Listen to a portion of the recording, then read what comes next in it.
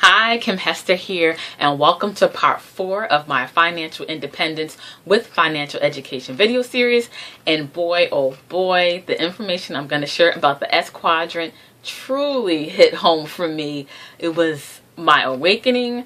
It was both Jamal and I's awakening, because if you don't know, you don't know, you don't know. But when you do know, oh, how empowering it can be. So I'm going to dive into the S Quadrant.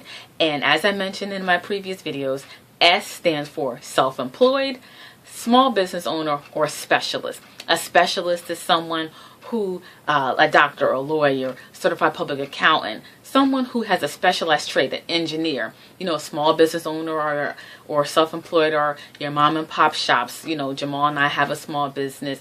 We would be considered as that. We have a wellness center in the state of New Jersey for the past 8 years.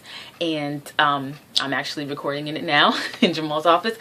But this information I'm going to share about the S Quadrant truly was an eye-opener for me, because unlike an employee, I came into my small business because I wanted more control. I wanted to rely on me. I didn't want someone else to dictate my life, how much I'm going to make, what time I need to be at work, my value. I was done with that, and I was in a career that I was unfulfilled. Even though I made a lot of money, my passion was not accounting or taxation. So I opened up a wellness center because these things that I'm helping people with, living naturally, changed my life around because my health was at a decline years ago. So I love what I do. I love my business, but one of the things is I have to work a lot. I'm still trading time for dollars. I'm still, if I'm not here, I'm not making revenue. There's not multiple streams coming in like I would want. And it was an eye-opener because I'm putting in more time than an employee would to make my money. And though that may be gratifying in the beginning, when my daughter came into our lives, I had to prioritize. I no longer want to be at my business for X amount of hours per week, where I want to be with her. I homeschool my daughter. I want to be an instrumental part of her life. Jamal does as well. And we want to spend more time together as a family. And by being a small business owner, that hinders that because I have to spend a lot of time at my business. So with people in the S Quadrant, you go from being an employee if you left the E Quadrant. But if you're in the S Quadrant and you're a specialist or you're self-employed, you generally work much harder than an employee, because your motto is, if I want to do it, it's going to be on me, which can kind of be selfish at times, because when it's time to sell your business, you've built it around you. So your clients want you. They don't want the business.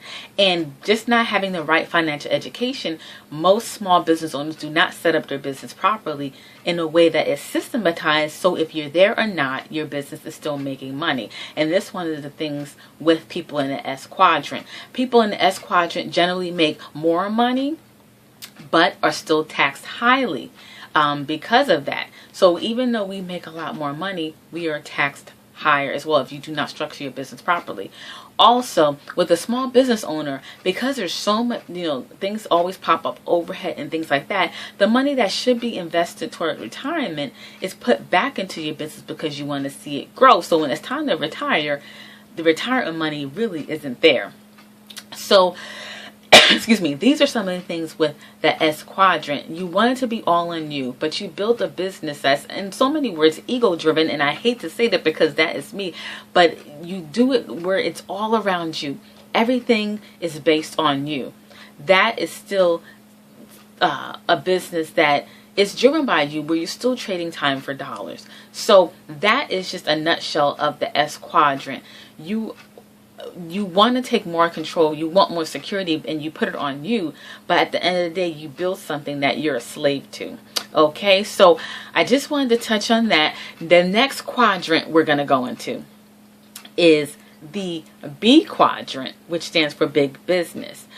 So in the next video, we're going to touch on the next quadrant, big business. And I hope this information was really helpful for people in the S Quadrant. It changed my life. It changed Jamal's life.